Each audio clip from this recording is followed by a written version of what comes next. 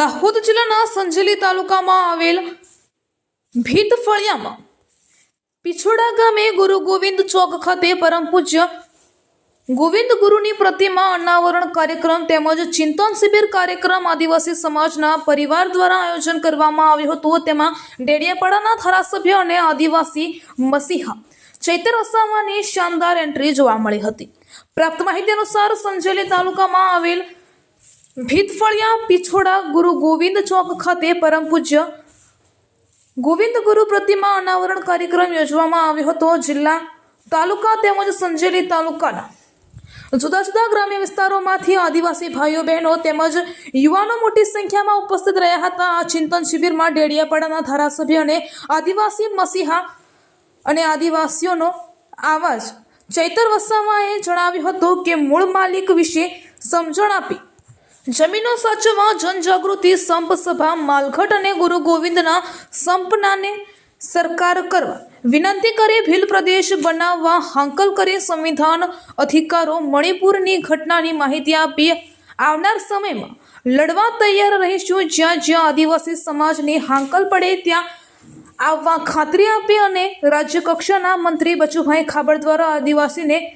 આતંકવાદી કહ્યા હતા ત્યારે તેના પર અને સરકાર પર આકરા પ્રહારો કર્યા હતા। દિલીપભાઈ રાવતે જણાવ્યું ગુરુ ગોવિંદ તેમજ ઠક્કર બાપા અને ભીલ સેવા મંડળ તેમજ શિક્ષણ વિશે જાણકારી આપવામાં આવી હતી। બાબુભાઈ ડામોરે ગુરુ ગોવિંદ શ્રીએ આપેલા ઉદ્દેશો અને પ્રાકૃતિક અને બંધારણ શિક્ષણ સમાજની જાગૃતિ ભીલ પ્રદેશ તેમજ જાગૃતિ સામાજિક લોકોને આગળ લાવવા અનુરોધ કરવામાં આવ્યો હતો। દીપસિંહ બારિયાએ હક અધિકાર ટ્રાઇબલ એરિયા વિશે સમજણ આપવામાં આવી હતી। માજી સાંસદ દાહોદ શ્રીમતી પ્રભાબેન તાવિયાડે જણાવ્યું હતું કે બાબા સાહેબ આંબેડકર અને ગુરુ ગોવિંદ તેમજ બાળેશ્વર માવજી મહારાજની આગમવાણી કહી સંભળાવી હતી। ગુરુ ગોવિંદે આદિવાસીઓ પર કરેલા ઉપદેશો વ્યસનો દૂર કરવા સૂચના આપી હતી। તંબાકુ અને દારૂ બંધ કરવા વિનંતી કરી હતી। ગુરુ ગોવિંદની સંપ સભાની સમજણ આપી હતી। કોઈ પણ ગામમાં પ્રશ્નોનો નિકાલ ગામમાં કરવામાં આવ્યો હતો। સંપ સભાની વિસ્તૃતમાં નશો દૂર કરવા સંકલ્પ લેવડાવવામાં આવ્યા હતા અને બંધારણ વિશે જાણકારી આપવામાં આવી હતી। જમીન પ્રાકૃતિક વિશે વિસ્તૃત માહિતી આપી હતી। આદિવાસી આગેવાનો નરેશભાઈ બારિયા હાજર રહ્યા અને દાહોદ જિલ્લા પ્રમુખ રાકેશભાઈ બારિયા પણ હાજર રહ્યા હતા અને ધાનપુર ગુરુ ગોવિંદની પ્રતિમા અનાવરણ કરવાની વાત કરવામાં આવી હતી। ઉમળકા ભેર આરતી ભજન કીર્તન કરવામાં આવ્યું હતું અને ભોજન પ્રસાદ કરી કાર્યક્રમ પૂર્ણ કરવામાં આવ્યો હતો। Reporter Sureshbhai S Makwana, Gujarat bureau chief સાથે વિનોદભાઈ ડામોર। તો જ આવનારી પેઢીને આપણે ન્યાય આપી શકીશું, તો જ આવનારી પેઢીને ન્યાય મળશે। હું રસ્તે હતો અને ધારપુરના મારા ક્રાંતિકારી યુવાનોનો મારા પર ફોન આવ્યો। મને કીધું કે ચૈતરભાઈ તમે ધાનપુર હમણાં 10 મિનિટ આવી જાઓ। મેં કીધું શું થયું? એમણે મને વિડીયો મોકલ્યો।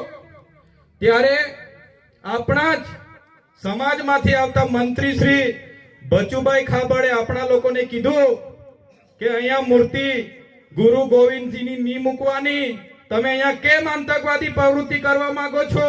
અહીંયા ભગવાનની મૂર્તિ મૂકો।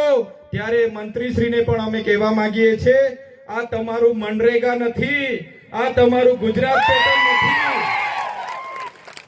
કે તમારી એજન્સીઓ ફીટ કરીને કરોડોના ભ્રષ્ટાચાર ચલાવી લેવાય। આ અમારા ગુરુ આદરણીય ગોવિંદ ગુરુ અમારા આદરણીય ગુરુ ગોવિંદજીની પ્રતિમાની સ્થાપના કરવાની છે અને અમે કરીશું। જે દિવસે અમને મૂર્તિ સ્થાપના કરતા તમે રોકશો, ગુજરાત નહીં રાજસ્થાન, મહારાષ્ટ્ર, મધ્યપ્રદેશ અને ગુજરાતનો આખો આદિવાસી સમાજ ત્યાં ઉમટી જશે। અમે મૂર્તિ પણ મૂકીશું અને તમને બે હાથ જોડતા પણ ત્યાં કરી દઈશું। એ તાકાત આદિવાસી સમાજમાં છે। સાથીઓ, આજે સંવિધાનની હાલત તમે જોઈ લો। દેશના ગૃહમંત્રી અમિત શાહ લોકસભાના સંસદમાં કહે કે આજે તો ફેશન થઈ ગઈ છે આંબેડકર આંબેડકર આંબેડકર કરવાની। એટલી વખત તમે ભગવાનનું નામ લેતા તો 7 જન્મનો સ્વર્ગ મળી જતો। આમની માનસિકતા તમે જોઈ લો, એ જ માનસિકતા મંત્રી લઈને આવ્યા છે. ત્યારે હું ત્યાંના આગેવાનોને આ મંચ પરથી સંદેશા આપું છું, આહવાન કરી દેજો. અમે બધા જ ક્રાંતિકારી યુવાનો વડીલો ત્યાં પહોંચવા માટે તૈયાર છે. અમે આવી જઈશું. દક્ષિણમાંથી દમણના સાંસદ ઉમેશભાઈ પટેલ હોય, અનંતભાઈ પટેલ હોય, ચૈતરભાઈ વસાવા હોય, રાજકુમારજી હોય કે કમલેશભાઈ ડોડિયા હોય, દાહોદના યુવાનોને કેમ છું, જ્યારે પણ પ્રતિમા સ્થાપવાની હશે એના માટે બોલાવી લેજો. અમારી સેનાઓ સાથે અમે ત્યાં પહોંચી જઈશું. ત્યારે સાથીઓ, આજે આપણે ખૂબ સરસ આયોજન કર્યું છે. વધારે વાતો નથી કરતા, પણ એક થવું પડશે. આટલો મોટો સમાજ, આટલી મોટી વસ્તી, આપણો વિસ્તાર, આપણી જમીનો, અને જ્યારે આપણા જ લોકો સાથે આટલા બધા અન્યાયો થાય છે ત્યારે દુઃખ થાય છે. સાથીઓ, આપણે આ દેશના મૂળ માલિકો છે. સિંધુ ખીણની સંસ્કૃતિ એ આપણી સભ્યતા છે.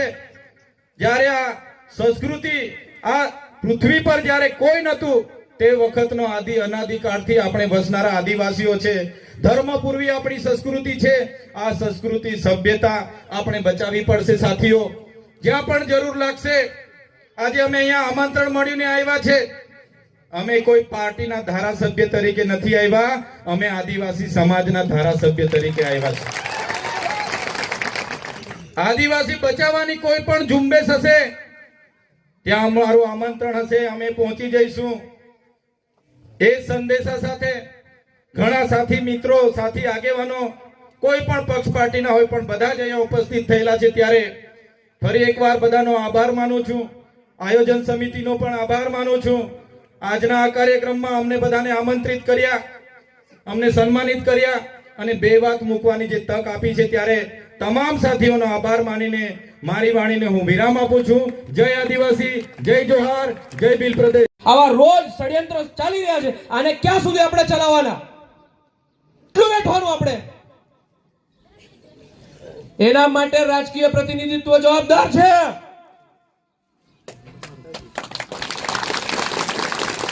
કારણ કે આપણે એને પ્રતિનિધિત્વ આપ્યું છે, આપણે એનો પક્ષ લીધો છે, આપણે એને મોકલ્યો છે વિધાનસભામાં, આપણે એને મોકલ્યો છે લોકસભામાં, કારણ કે એ આપણો અવાજ બનશે, આપણા મુદ્દા ઉઠાવશે. પરંતુ શું ચાલી રહ્યું છે?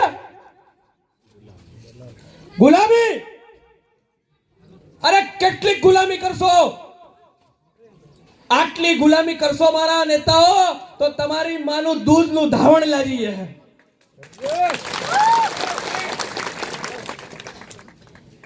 તૈથી દહાડ મારા આનંદ પટેલ